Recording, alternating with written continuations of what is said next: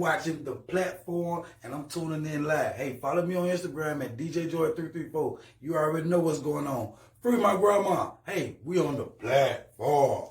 What's up?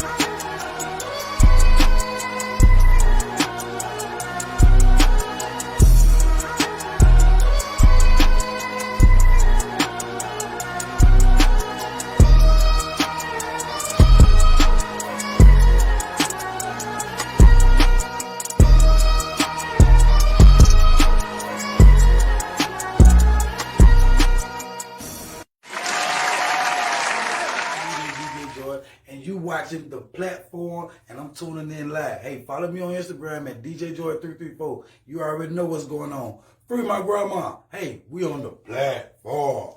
What's up?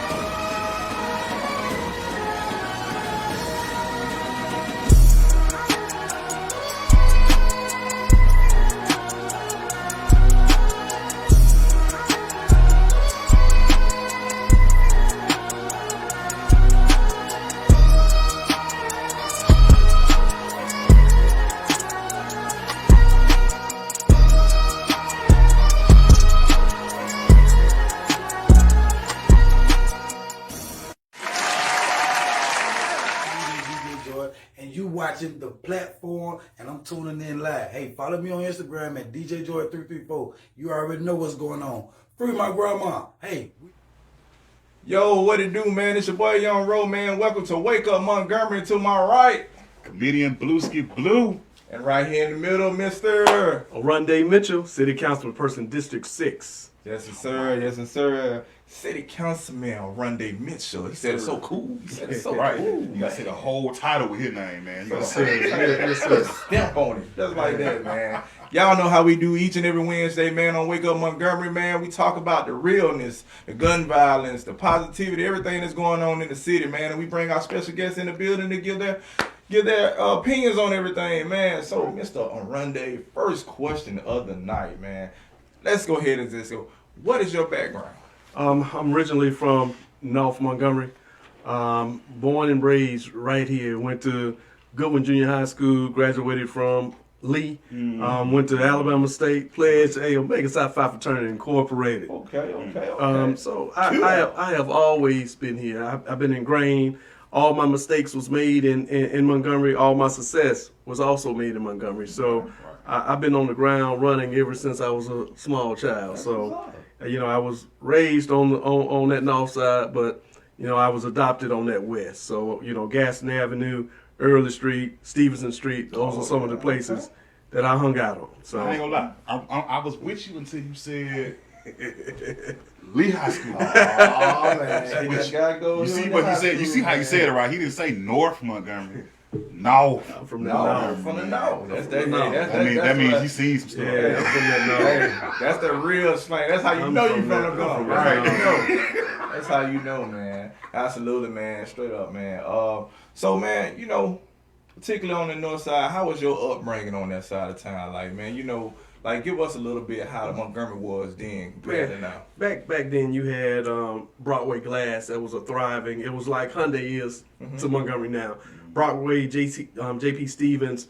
Those was business that most of every parent, every father, every mother, either they were in, when you moved to Brookville, Sterling Heights, you either was in education or you worked at Broadway. We didn't have a whole lot of single families, most everybody had their dad in the house, which, to any man, especially a growing boy, seeing his dad go out to work, cutting the grass, so things was instilled early, not only from my dad, but from the fathers throughout the neighborhood. So I couldn't go anywhere and cut up and think that my father, maybe my neighbor next door, not going to say anything to me. Right. So it was always, hey, Mr. Brown on the corner gonna tell my dad, John Mitchell. John Mitchell gonna put hands. So, but it was always that level of respect. Even when I got older, even though I thought I could whoop my dad, it was that I never tried my dad. That's right. You know what I'm saying? Because it was the level of respect. And I tell people to hear a man say that he loved you is something. I waited 29 years for my dad to say he loved me, because as a man, it's just known, it's not said. Right. And so, and that's what a lot of our young kids are missing, a man to say, hey, I love you. So when you get into a confrontation, man, I don't care, man, that's another dude from the street. I don't have no love for another dude from the street. Right. But when you're instilled early, hey, man, because I say I love you, that don't mean I'm gay. That's right. You know what I'm saying? So that's why, lately I've been telling my brothers, because 2020, we have seen some folks go in that ground. Yeah. So when I hang out with my brothers, my family, my frat brothers, last thing I say, hey bro, I love you. That's right. You know what I'm saying? And it's reciprocated. Right. So and that's growing up on that side. That's what we saw a lot of. Cool. And what we were missing, we had a football team. We had Reese Realties, Mallory, and you just don't see those business pouring back into our community. You don't see a whole lot of business with their names on these little league football teams. That's right. On these basketball teams, on these girls softball teams. And that's what I've been just really pushing. Guys that I grew up with, we could put our initials on there to come up with a team to sponsor in these leagues, because there's always room for more teams. Right. Absolutely. You're right, man. You got a whisker? Man, so let me ask you this. Being a city councilman, right, for District 6, which is what, Reese Park? Reese Park. I know it's tough to represent that district, but how do you cope with the gun violence? So first thing is that, and you hate to always have a police presence, but the first thing that we had to go in with Reese Park, we had to flood the streets with police presence. I had to do almost 24-hour off-duty police officers. We had to show that, first of all, we had to let the neighbors and the resident in that district say, hey, they're not out here to harass us. Right. They out here to assist us. Right. So because I had a lot of people like, why you got all these police out here? I don't like, the only time that you don't like the police around, and that's when you're doing something wrong. That's right. When you're doing something wrong, you don't like the police around. But my thing is, and it hates that, we hate that we always have to say, hey, only way we can solve our problems is bring the police in. So we did have to do that the first maybe 90 days of us redoing Reese Park. Once we started doing that, folks started to come out their house, started to call me and say, Mr. Mitchell, I'm tired of Larry doing what Larry's doing. He's breaking into everybody's house. So now they're feeling comfortable not talking to the police, but talking to me. Now I'm relaying that to you. That's right. So now is no, hey, I don't like talking to the police. Well, you know what? You don't have to talk to the police. Right. You can talk to your representative that will talk to the police. So now it's not that Miss K telling on everybody. It's, man, that city councilman out here doing his job. That's right. And so that's what we had to change. I had for the 4th of July, lady called me and said, Mr. Mitchell, this was the first time in probably maybe 15 years that I was able to sleep at 12 o'clock without hearing so much gunfire. You're not gonna, we went from probably 200 rounds to maybe 25. That's amazing. And my thing is, and people don't realize that, physics, whatever goes up must come down. Yeah. And we don't realize that, and so sometimes that we are destroying our own neighborhoods. That's right. That's true. So let me ask you this: why do you feel like? I said, what or why? I said, why? Why do you feel like there's so much gun violence now in the city compared to 5 years ago? Guns are so easily to get now. You know, when I came up, you know, it was hard to get you a little 32 or 38, but now you can go to any corner, any neighborhood, and I'm not talking about getting a handgun. You can get assault rifles now. That's right. And, you know, not at a high ticket.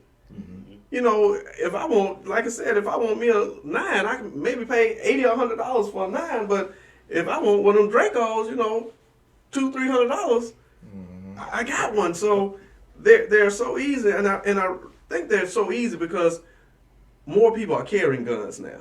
So a lot of people, and I don't know why, a lot of people leave their guns in their vehicles. Yeah. A lot of more people have guns in their houses now. So you know, when I came up, my dad had one handgun and maybe a rifle. Now if somebody break into your people's houses now, they have artillery. I mean, heavy artillery. Heavy artillery. So, and you know, I don't think we were breaking into pawn shops like we are now. You know, they're breaking into the pawn shops because they're going directly where those guns are, and they're flooding the streets with them. Right. Man, What you got? I'm trying to figure out, like, okay, do you think we need to toughen our gun laws, or what's the attempt to make getting a gun tougher now? You know, because it's easy to get one, like you said, but how can we make it tougher to get one? Right. So, and that's the problem. The people that we would make them tough on are not the people that need to be tough on. Because if I'm an ex-felon, I'm not finna go get no gun for me anyway. Right. So I can make it tough on us. I can make it. It'll take us a year to get a gun permit and get a gun. But like I said, little Larry done already picked this gun up. So you know, we have to, and it starts early.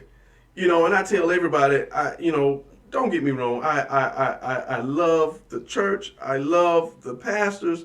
But everybody don't walk through a church door. That's right. But everybody has walked through a elementary school, because most kids don't drop out until middle school. Right. So most kids have walked through an elementary school. So I have been pushing Montgomery Public School Systems to start a mentoring program at every elementary school. So now you are identifying those kids that may have mental illness, may be physically, mentally abused at home. So when you have a teacher that you can send me to before I go to the office, now I'm not getting that many office referrals. Right. Now I'm not getting put out of school. Now I have somebody to take an interest, because that's all our kids want nowadays. They want hope. They want somebody to say, man, come on. Yeah. I ain't finna let you. Right. I'm not finna let you do They this. need the love. You know, we're not Yeah. spreading enough love anymore in the communities and all, and that's the problem, man. You know, man, I love my kids, but I discipline my kids. But you That's also right. want to sign up. You want, like you said, respect. You know what I'm saying? You don't want them scared of you. My wife tell me all the time, you know, you don't want them scared of them, because I came up, mama ain't play that. You know what I'm saying? Yeah. You know what I'm saying? It did. And I'm like, man, mama don't love me. You know what I'm saying? But no, she did love me, because if she didn't do what the things she did, you know what I'm saying, I probably wouldn't be the person who I am today. You know what I'm saying? But I try to instill that into my kids. You know, I'm not giving you a spanking because I dislike you or anything. I'm giving you a spanking because I want you to learn, and I want you to respect the fact of what we got going on, and trying to raise you and teach you the right things. right. You know what I'm saying? So I believe it definitely starts at home. Yes, sir. With our kids and everything. So going from there. So with Montgomery Police Department right now and everything, do you feel like our police are so scared now because of the gun violence to go into these communities? I think our police are scared to police because of what's going on with the racial tensions throughout the world. I think that police are, like I said, afraid to actually be police. That they're afraid that, hey, if I stop you, handcuff you, that it's going to be a lawsuit. I'm going to lose my job. So, you know, first of all, we have to embrace the police as a community. Right. Once we start embracing the police as a community, but also the police have to embrace the community. Right. They have to start getting out their cars. Right. They have to start interacting with us outside of just being police officers. You know, come out there and like I do, come out there one day when you're off work. Right. And man, just walk around the neighborhood that you're patrolling and get an opportunity to talk to those guys, because Facebook, we know, has and social media has glorified the illegal part of life. And I'm trying to instill that you can be a guy like me that's an ex-felon that's sitting up here as your city council person now. Wow. You don't hear me talk about glorify anything that I did in my past, because it's my past for a reason. Mm-hmm. Only thing you hear me talking about now is how I'm going to help everybody in the future. And so you have a person that has been from the bottom now is starting to rise to the top. That's right. You know, food stamps, divorce. So I have seen every facet of life that every individual might experience. You know, it's and I tell everybody, it's no fun. Yeah, you see that stuff on social media, but it's no fun being in the back of that police car. Sitting in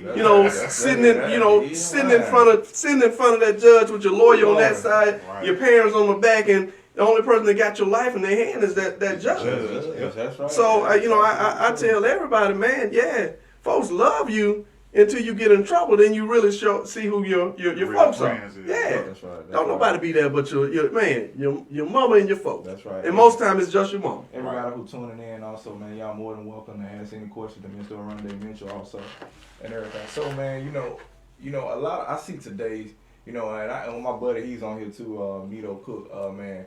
His dad was city councilman with the Cook. Yes, and everything. Good man. So, me and him had a conversation one time, you come in suit and tie, and he deals with the streets and all. So how do you feel like these younger guys, the young generation, take to these people in suit and tie?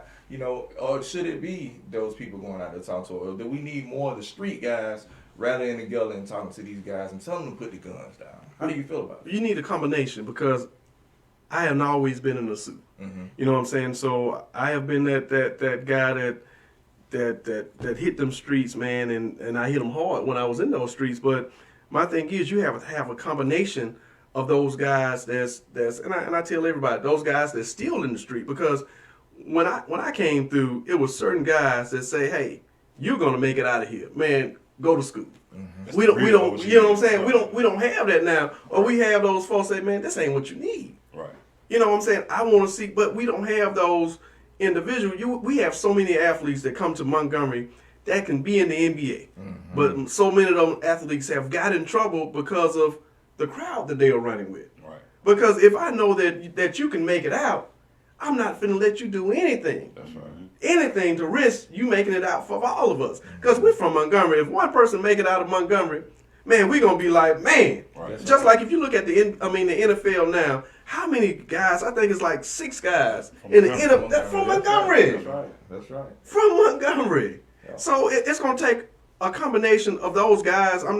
Those guys that's still in the streets, those guys that made it out the street, and those guys that never been in the street. Because we need diversity, man. We don't need just one, because you might tell me, hey man, what I did back then. Oh man, we need to talk about what we need to do to move our race forward. Mm-hmm. That's right. That's absolutely true. So let me ask you this. So you recently gave. Oh, so do you support band programs? Oh man, I love, man. Okay, so I saw that you recently gave Alabama State University Marshall Hornets $10,000. Yes, sir. For their band purposes or whatever. That's amazing. I was in the band program in state too, so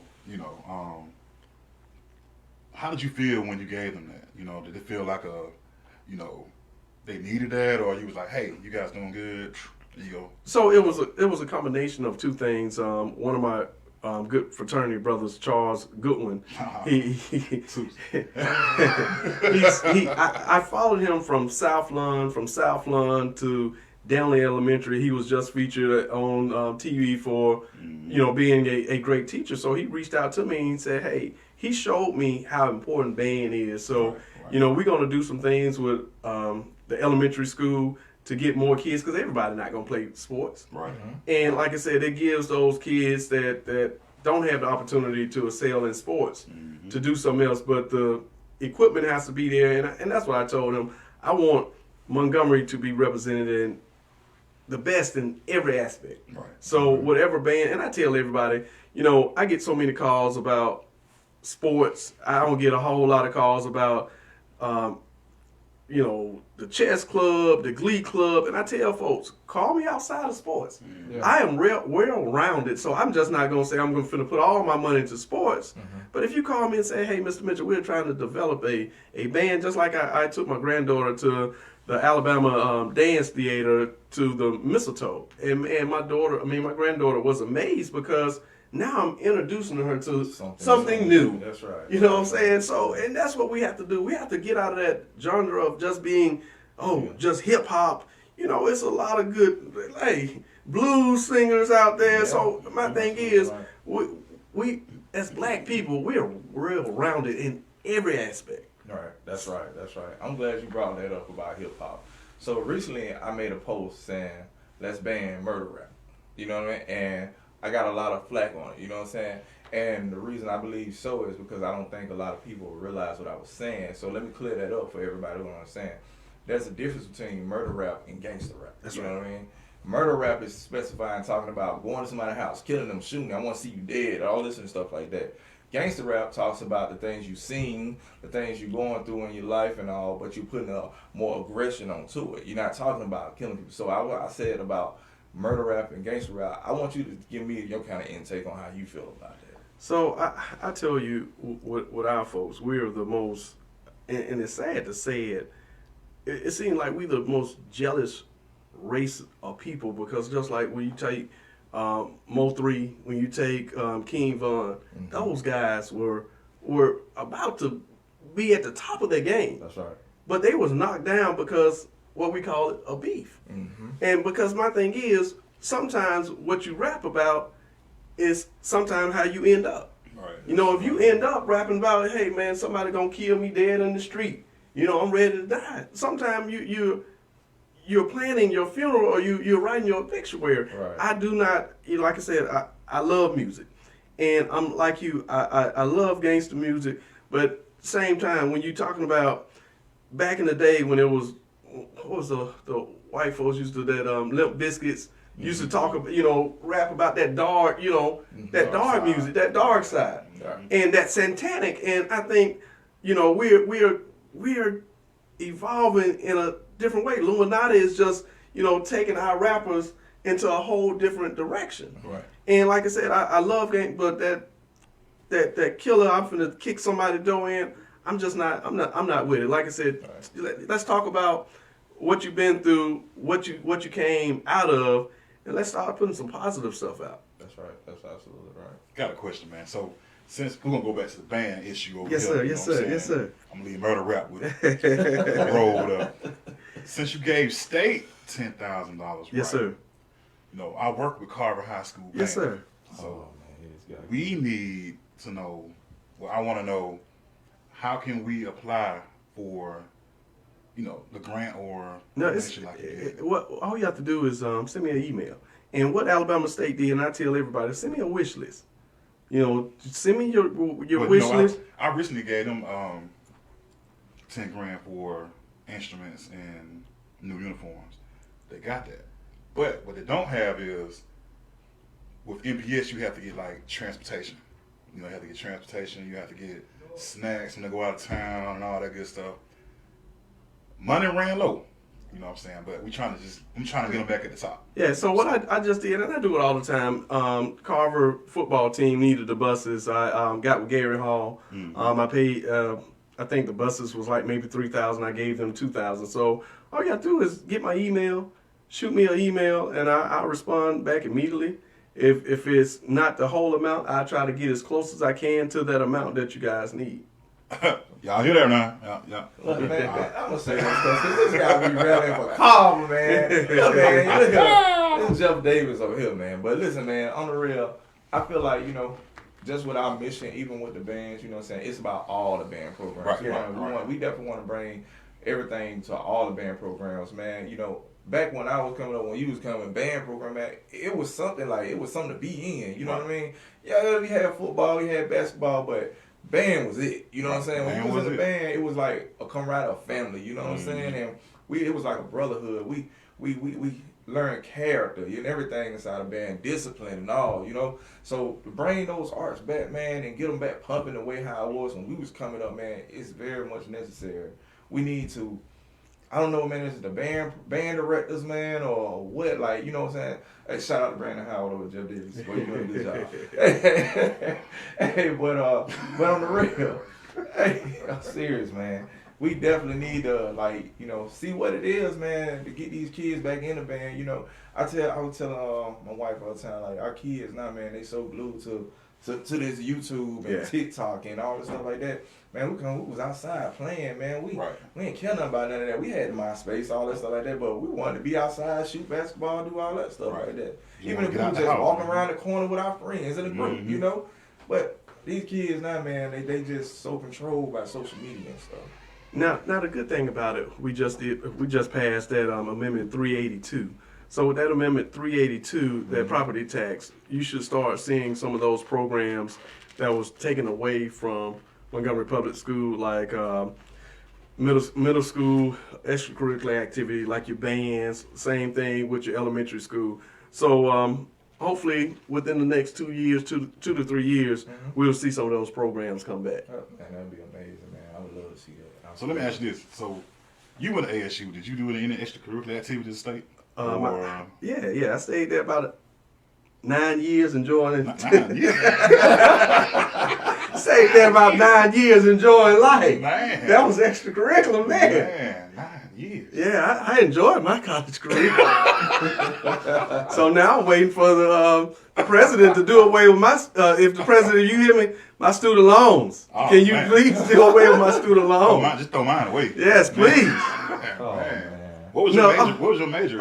Early childhood. But the only thing I did intramural. You know, when I got to state, intramural basketball was real. Man, it was almost bigger than intramural basketball was the thing when I came to Alabama State. So that's what I did those couple of years. Basketball and intramural football was the two top things in the state, man. 'Cause Florida ran football. I don't know who ran basketball, but I know Florida ran football. Yeah, Man. Yeah, man. So, man, you know, getting a chance to be. Are you part of any leadership Montgomery or anything like that, man? No, you got to know my background. So when you an ex-felon, a lot of people don't call. A lot of people don't call you. I mean, you know, A lot of people don't call you. Mutual friend of yours and mine too, Chris Charles. You know Charles. I said Chris, but Charles. Charles Lee. Charles Lee. Yeah, that's my dog. And shout out to Charles, man. You know, we had a chance to have him on the show, and he talked about leadership Montgomery and everything, man. It seemed like a very good program and something to be in and all. He said he had a chance to, you know, to ride with the Montgomery Police Department and all, and you know, and get a chance to get that experience and everything and stuff, man. You seem like the type, man, that'll be in there, man. You know what I mean? You talk pretty good, well, man. Hey. You know, got the 2-piece on. Look, I will do leadership Montgomery, but that fee. Hey, woo! Wow. But now they said that they have a scholarship also for leadership Montgomery. I think the most that you may have to pay. This is what I'm hearing is $500. I think they give you a scholarship for that $1,000. I want to say. Okay. So I heard that it was a great program. Like I said, unfortunately, I was not elite enough to be in that program, but hey, man. So go ahead, Lucy. I'll answer later. We got a question. My question is this: for the state of the black man, where do you see us standing right now? The state of the black man. You know, it's so disappointing that I think we are still at the bottom of the food chain. And the reason why I say that, because we don't stick together. Yeah, that's what I mean. We would rather see, like I said, what you guys have a great show. You guys are doing so much in Montgomery. Instead of people rallying around you, you will have more people talking to you. Oh man, they just want, you know, we're not about uplifting. Right. And like I said, when you guys reached out to me, I was like, oh man, I must go, because you know I follow you guys. You know, just like I was reading some of the comments about what you guys are bringing to Montgomery Mall, and somebody was like, "Well, that's crazy to bring." I'm like, Disney. I'm like, right, I saw that. Yeah, I'm like, you know, because I read it. I'm like, why would you criticize somebody if you don't? Then after you guys start telling them, you're like, oh yeah, y'all got a friend for life now. Y'all got a supporter. I know exactly you know what I'm saying? Man. Yeah, I know you talking about. But my thing is, you knock you guys before you even knew. You know, hey, if it's that serious, inbox me so I can explain to you. Right. And then after I explained, now he was like, oh, and that's why I say, man, I follow you guys. I read everything. Yeah. That's how I am because, like I said, I like to see young black guys do positive things in a city that has a connotation of being negative. That's right. That's right, man. Definitely. So we got a question over here. One guy. I don't know if I think that's more so a Woodley Park. Do you have any involvement with Woodley Park? Yes, that's my area. That's your area. Yes. Also, okay. So, Nito Cook says, man, what about the park off of Peabody? It needs to be updated. So what we're doing, one park at a time. The biggest thing we're doing that baseball field. Mm-hmm. As we do the baseball field, we will start working back. I think that's off of Gentilly, right? So we are working because my money is real limited right now for us the parks.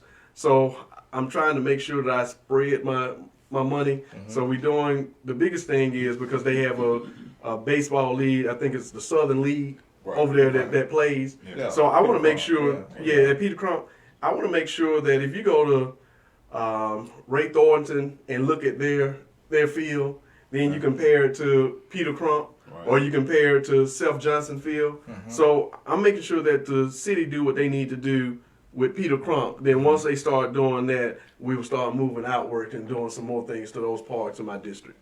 Okay. Gotcha. So let me ask you this: so you being in Regency Park, how was your reception with the citizens out there? Well, Because I know they probably welcomed you with open arms. They're like, yeah, we finally finna get something. You know what I'm saying? Somebody come in here and clean up or whatever. You know what I'm saying? So how was that reception? so you have to realize that when I ran my campaign, my first goal, I said I was going to clean Regency Park up. Right. Because my daughter at the time was staying out there, my granddaughter was staying out there, and my grandmother was staying out there. So I had seen, they had been out there since 85. So I saw what Regency Park looked like in 85 Yeah. compared to what it looked like in 2019. Right. So when I was walking, and that's why it's good to campaign and canvas, because you can actually talk to people. Right. So when I was knocking on doors, I'm like, hey, what you want to see in Regency Park?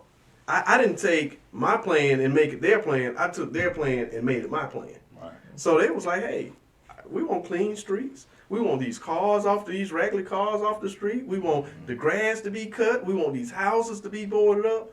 So when I was elected, that's why I hit the mayor like, hey, mayor, let's have a meeting. The mayor was like, he was receptive. He said, what do you need? I said, I need every department to help me with Regency Park. He said, hey, you got them for 90 days. And we went in there, cutting the grass, boarding up houses, pulling cars, police patrol. We opened the community center back up. I bought computers for the community center. I'm working with Nick Rankins with Young Men on a Mission. We're doing a community garden in that area. And then the biggest thing is Regency Park.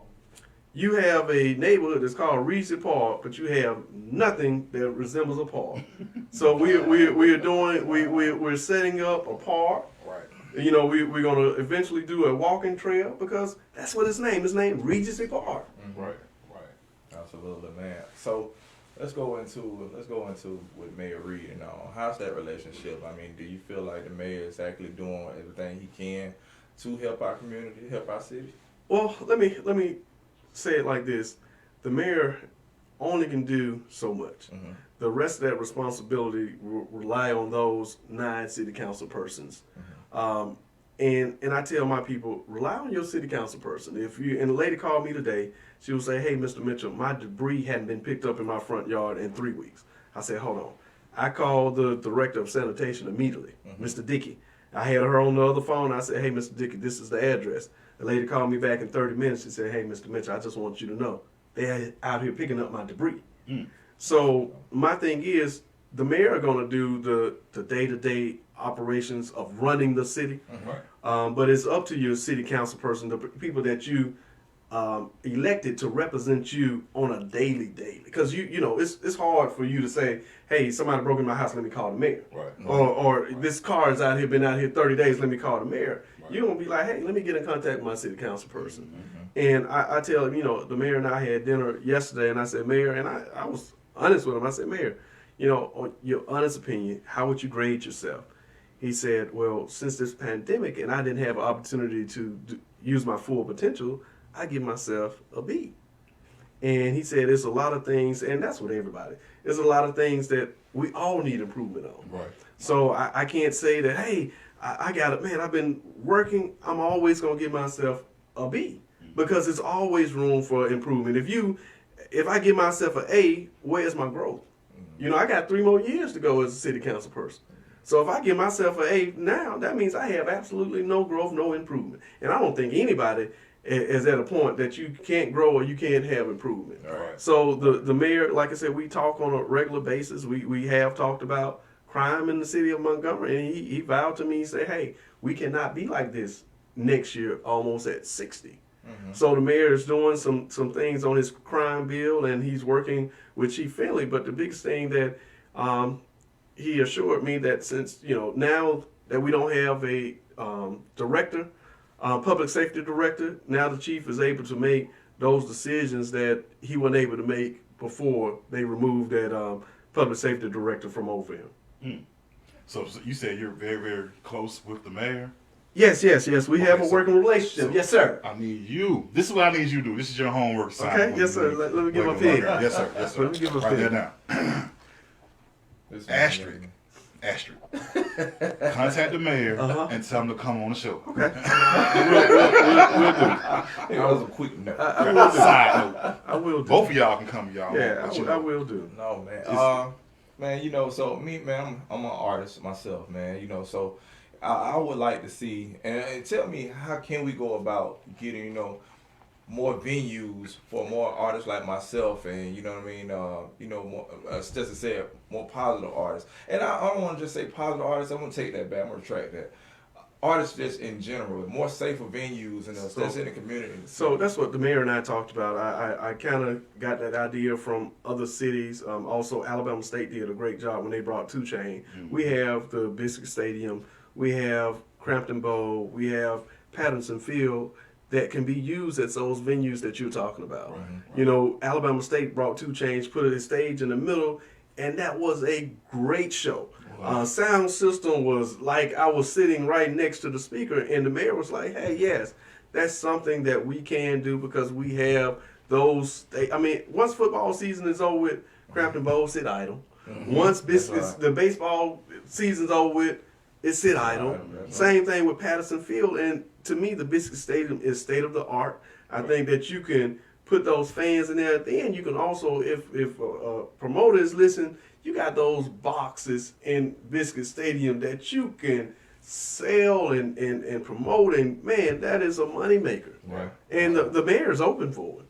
Okay. Because we reached out to a guy that did that concert in Birmingham, the outdoor concert with the Funk Fest. Yeah.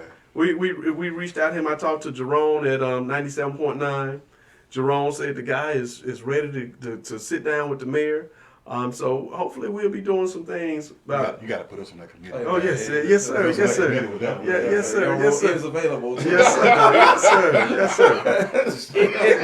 And that's what happens. We're gonna spread the peace. And that's what happens when you bring concerts in like that, and you get your home team to open up for those guys. Mm-hmm. Now you really bring that exposure to.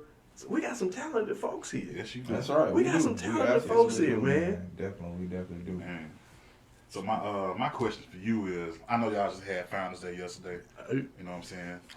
Congratulations to you and Mayor Reed, man, if you're watching. You know, my question is, how do we get the Battle of the Bands back that Montgomery used to have? Yeah, man, absolutely, yes. That's another moneymaker for the city, but it's a lot of hoops to go over with that because you know, Greg Calhoun was over there. Yeah, you know, he shout out passed Jeff away. Davis, 3-time champion. Oh man, please, man. So Greg Calhoun was over that. So that he died. So how do we, you know, bring that back? So I have been talking to CC Calhoun, who's a relative of the late Greg Calhoun. Right. Also talked to Malcolm, and so they still have those relationships with those sponsors, and that's all it takes is those sponsors to be willing to come back to Montgomery. Also talked to the president of Alabama State, Dr. Ross. He's in the same position. They at that time, I don't think we had Crampton Bowl when we was doing the Battle of the Bands. So President Ross is open to either doing it in the Acrodome. I think we did it in the Acrodome once, and also in Hornet Stadium. And you know, we're doing some great things from Crampton Bowl. So, like I said, it's going to take private citizens to really push. If you come with a plan to the city council or to the mayor, you have some people that's going to be aggressive and say, "Hey, yeah, this is what we need." Right. Because I've been pushing for that, man. Put the But plan together. the plan is together. I already got it Present wrote the plan. down. I Present said I the come to the plan. meeting, man. You know, Present the plan. I'm gonna come to city council meeting sharp. I'm coming up. Present the I'm plan. gonna have what you have on. I'm gonna have what you have on, but mine's gonna be better. All right. Walk up in there and say, "Hey, we need to have this battle of bands Yeah. back at Crampton Bowl," because you know that exposed a lot of kids to band. Yes, sir. You know what I'm saying? That opened up everybody's eyes to what band was. Yes, sir. Now that we don't have it anymore, everybody's like, let's do something else. That's right. You know, so I think that would bring kids back around the band. You know, keep them out the streets. Because when you leave band present, you tired. Yes, sir. You ain't got nothing to do. You want to go home and sleep. You ain't got time to be on the streets. Let's bring that back, man. Yeah. So let's ask this question real quick. What was your drive to run for city councilman? What made you say, "Hey, look, I got to run for city council"? Oh man, so it's a funny story. So I had a BMW 650, No. and, No. and I was riding down narrow lane road, and I hit a pothole and it cracked my rim, and so Yeah, that happens. I wrote a letter to the city explaining to them how long the pothole had been there, and the response that I got, I wasn't satisfied with. Because I had noticed, I had reported that pothole like maybe a month ago. And the response I got, well, the date that we knew about it to the time, we have so much time. And I just like, well, you know, that's not how you treat your citizens, right. your taxpayers. Right. You know, I wanted my rim replaced. You know, I'm like, you know, I wanted my rim replaced. And so that started talking to other people. Hey, man, have you ever had that? Man, yeah, the city didn't do nothing to, you know. So that had me starting to ride around and see, man, we got potholes here, potholes there. The road is bad here. The road ain't good over there, but I go over here, the road. So it started that wheel to say, you know what? I was very articulate about the time, the price, and man, them folks at me was like, man, that's good, but we ain't paying for it. So I was like, oh man, it's time 650 that rim is not cheap. it's time for us to, and that's how I got started. A simple as a pothole. And then, like I said, so many people told me, man, you ex-felon, man, don't. I said, you know what? The more people told me don't do it, the more I started to say, you know what? I want to do I it. want to do it. That's right. I want to do it. Man. Let God lead you. Yeah. And you know, I ran the first time. We were not successful, but the day that I lost, old lady came to me and she said, "Son, don't you give up." And that's the day that I started running for the next race. I wasn't a big social media person because I was like, well, people don't have to see what I'm doing. Right. But folks want to see what you're doing. Yeah, that's true. You know, so I started posting what I was doing, and people started saying, okay, yeah, he's really working out. And it's still the same way. I hadn't stopped working since I've been elected. You're going to see me everywhere doing everything because I enjoy what I do and serving the people. Cool, man. That's what we want to see, man. We want to see what these city councilmen doing. That's so right. What inspires you to be great? My mom passed away before I was able to put my life back together. You know, my mom was like, you know, I'm not going to court with you. You know, I don't want to see you. And she was because she was like, you know, I told you. She was like, I told you don't do that. Right. And so now you got to sit down here. Yeah. So my mom was like, she didn't get a chance to see my life re-evolve. She didn't get a chance for me to see the purpose that God put me on this earth for. My mom passed away with me still fighting a battle of being free of going to prison. Right. So I vowed to her on the day that she passed away that, you know, her passing away wouldn't be in vain. You know, I embarrassed my mom when I was arrested and all on the news, and I said, I will not embarrass her in death. Right. So, you know, the first thing people say, oh, your mom should be so proud of you. And I want to make sure she is proud of me looking down. That's what's up. That is absolutely what's up, man. That, I can relate to that, man. You know, I had a situation growing up, man, where I got into some guys, man, and I wanted to go retaliate, you know, and it was so crazy when you say your mom and everything, so you get your life right. My mom actually played a part in that. My mom actually was the one that called the police on me before I went to go do something stupid. You know what I'm saying? And so now looking back onto that, I believe if my mom didn't call the police on me, I'd probably be behind bars right now. So that's a blessing. Yeah, definitely, man. So I definitely try to do everything now to try to make my mom proud. We lost my dad 2 years ago, and my mom recently said on my birthday, with everything that I got going on and everything, she's like, your dad be proud of you. Yeah, man. You know what I'm saying? So it's a good feeling. yeah, man. Oh, yeah. Oh, yeah. Definitely, man. So let me ask you this. What are the future plans for District 6? So what we want to do, man, I want to see the people that stay in District 6 get more involved. Right. I don't want my plans to be their plans. I want their plans to be my plan. Right. So, you know, I'm very, you can call me anytime because I want to know what problems lie within our district. Mm-hmm. I'm working with, like I said, I just had dinner with the mayor. We're working on bringing something back into the old Chuck E. Cheese building. He's going to help me. So I got some people interested. He's going to help me find somebody for that IHOP building. I got a guy that's right now that's in the last process of getting that old macaroni grill.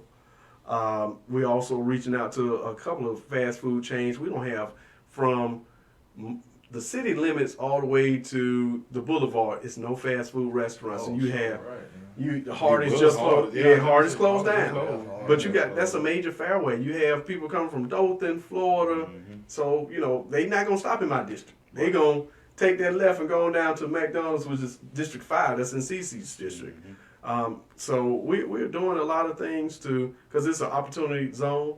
So you will get incentives. You may get some grant money to come over in district. Because I'm even setting up. I'm reaching out to some guys to come in and set up a food truck on the weekends. Because outside of Simply Southern, after 5 o'clock, Simply Southern be so packed because it's some good food. But you know, after a certain time, you can't get anything. So I'm trying to get people with some food trucks to come set up.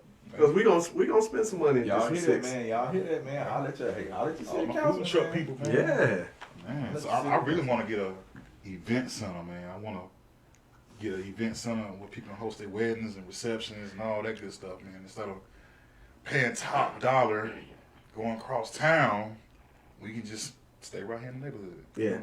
So, you know, we did have and unfortunately I don't like when you close down any business. We did close down the Sky Bar. They closed down the Sky Bar. They closed down Empire Entertainment Center, and I think it was one other on Atlanta Highway. What is that? Ciroc? No, that's The- Ciroc. Is that so? It Used to be Bluebirds, right? Oh, there. that is Ciroc. That's right. That's right. Yeah, and like I said, I'm against closing down business for one incident, but we just got to be mindful of the patrons that we do let into our establishments, because one person could ruin your business. Ruin the One business. person has a bad day. I heard some few things on that, man, and you know, like I kept hearing saying, man, it was like within 1 week and everything with that whole thing. Well, not a week, I'm sorry, a month. It was like 99 calls over to the. So it's a difference between calls and response. So they had 99 response. So that means if you guys pick up the radio, whether you came or not, if you guys pick up the radio on that call, say they call a disturbance, and both of you guys picked up, hey, 21, that's a response. Right. So it was 99 response, not 99 calls. Okay. Yeah. Oh, okay. Yeah. I get it. Yeah, we definitely don't want to see any. And I know those guys too, man. I went to school with those guys, man, and I hate that happened to them and everything, man. You know, like you said, you definitely got to be mindful of the people who you let in your establishments and all, man. Tighten up on the security guards and everything, man. We getting into it now where it's like sometimes our homeboys, oh man, going in, you got to scrap. We can't do that. You know what I'm saying, man? You got to keep it professional in this business, man. We want everybody to be safe. Right. They listen to Rod way too much. That green light.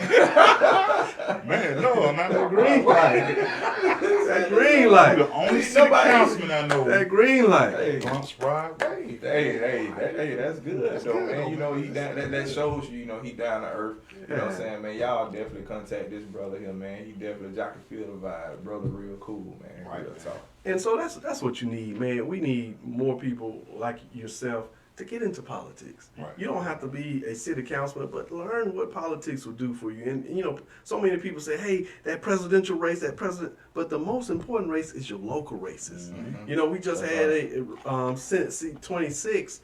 Hardly nobody came out to vote, and probably be less people to come out in the runoff. So we got to make sure that we're involved in our local. Our local makes all the decisions. If you want marijuana delegalized, man, you got to call your city council person, call your legislator, call your senator, and say, man, listen, man, I'm tired of going to jail for an ounce of weed. Yeah.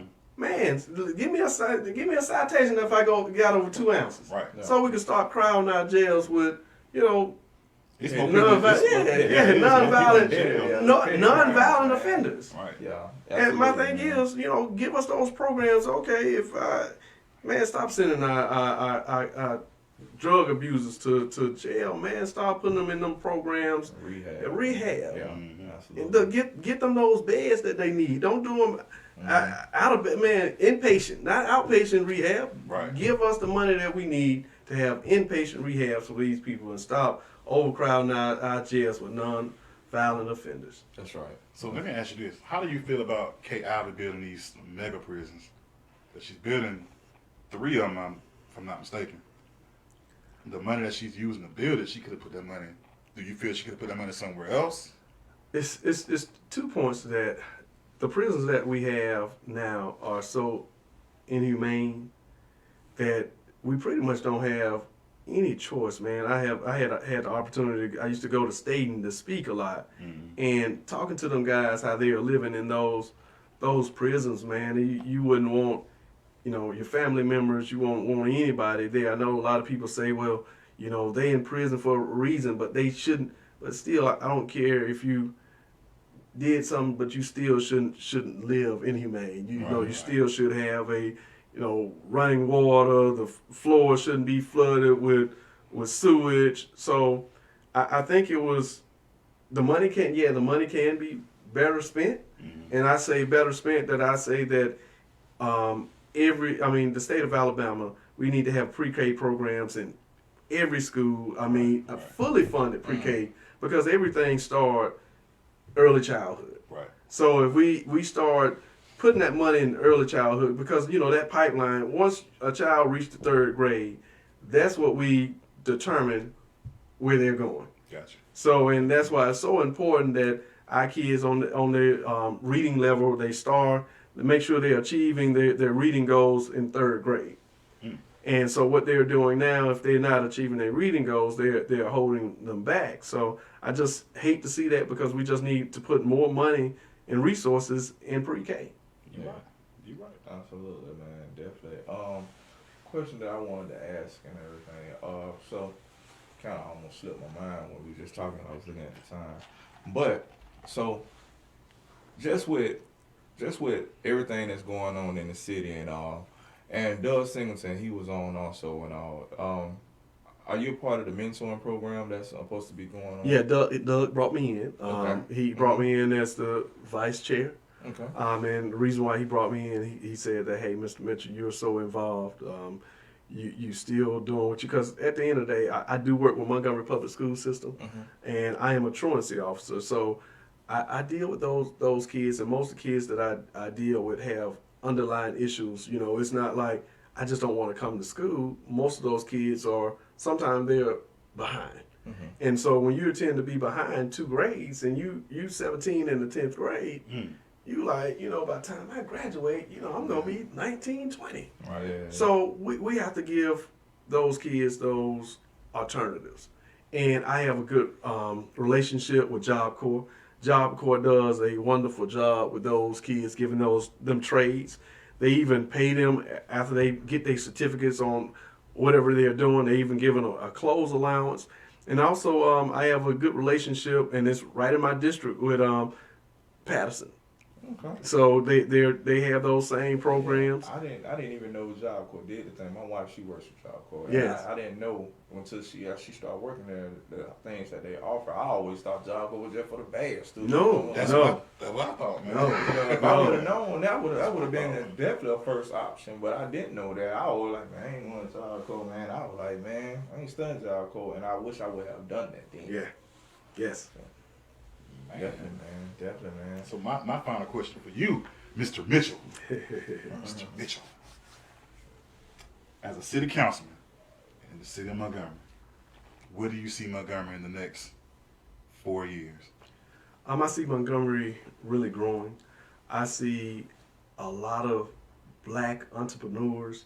I've seen a lot of black investors Right. starting to my vision for Montgomery, I don't want to say Atlanta, but my vision for Montgomery, like Charlotte, North Carolina, because we don't have the suburbs like everybody else do, but Montgomery is about to start growing. Right. Yeah. And I think the mayor would start bringing in those black banks in, those black investors in.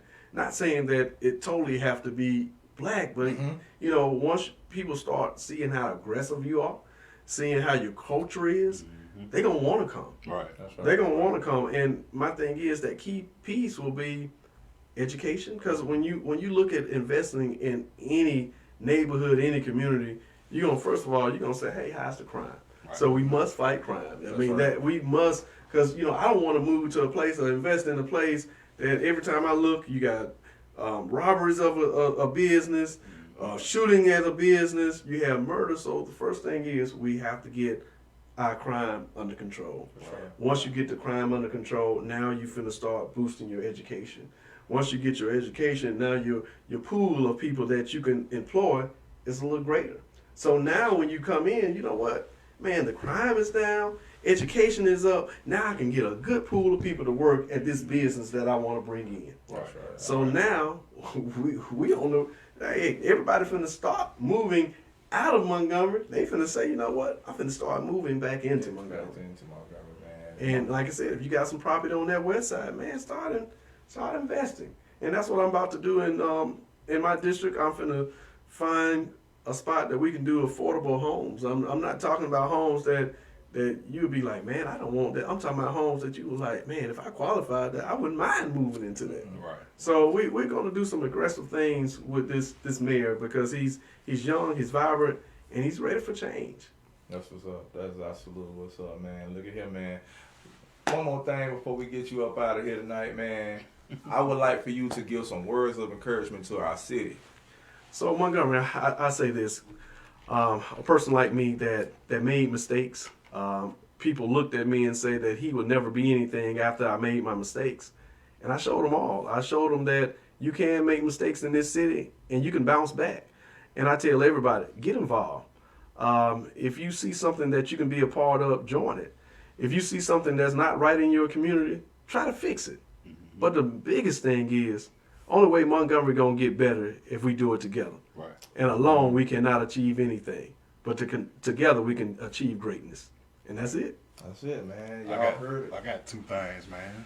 Oh, hey, this man said Two things. Yeah, two things. First thing, congratulations to the George Washington Carver High School Mighty Marching Wolverines. They will be receiving a pizza party. Okay, let's Compliments of Young Rowe over here. They showed up to the concert. Young Rowe will be sponsoring a pizza party January 21st, 2021 to Carver High School Marching Wolverines or whatever. Best man man. Montgomery. No, they're not the best man in Montgomery, but I will do that. I will uphold my bet on that. Thank you guys for showing up. You guys were awesome, man, at the concert, man. I appreciate everybody. The city really came and showed up, man. And I humbly do appreciate every single one of y'all who showed up and came out, man. Comedian Bluesky Blue, man, that boy a fool. Definitely a fool. He kept the entertainment going on the show, man. I want to thank Mr. Richard Holman for the opportunity at Eastdale Mall, man. Definitely, man, awesome guy. Also, our sponsors also, man, just shout them out one time before we get up out of here, man. The platform, Circle Internet Radio, Level Studio Lands, Unspeakable Joy Montgomery, Shakur Enterprises, and Yogi's Media, man. Yep. So definitely, man, Yep. definitely want to shout you guys out. And I'm sorry, and Mama also. There was Montgomery Area Musicians Association also. Thank you for your donation also. And the second thing is, y'all make sure y'all watch out New Year's. Oh, there you go. New Year's. There you go. New Year's. We will be doing the Eastdale Mall New Year's countdown. Yes, Wake Up Montgomery will be in the building. Yeah, New we Year's. will shut them all down again. Yes, This time it's gonna be R.L.E. King Ant Yep, Ariel King Ant. Shout out Ariel King and Ant. that boy Young Ro. And Young Road, man, definitely, man. We're gonna So turn y'all up. make sure y'all come New Year's Eve countdown. Check that out, man. Absolutely, man. Listen here, man. We thank y'all for tuning in tonight. Mr. Oronde, City Councilmen Oronde Mitchell, Oronde K. Mitchell. Let me say that. Put that K. Money man over here, man. That man can't yeah, be man. sharp in here, but He that a makes me feel like W650 grind on the Feel like I'm cheddar under dressed. rim up, man. But nah, man, we thank this brother for coming out, man. Yeah. Very good guy, man. Yes, Y'all sir. definitely Yes, holler at sir. y'all city councilman. District 6, man. Hey, look here. I'm your boy Young Ro. You can follow me at YoungRo18 on IG, Young Ro on Facebook. And to my right, my boy gonna say his name. yeah, man. Comedian Blue Ska Blue. Y'all can find me on Instagram and Facebook, and on the Blue Heart Foundation 334 has their own Facebook page now. So y'all check that out, man. Awesome. You want to give your credentials? Oh yeah, Oronde K. Mitchell. You can follow me on Facebook, Councilman Oronde Mitchell, and also you can just follow my personal page, Oronde K. Mitchell. That's Awesome, it. man. Y'all, thank y'all for tuning in. This is Wake Up Montgomery, and we out of here. Sir.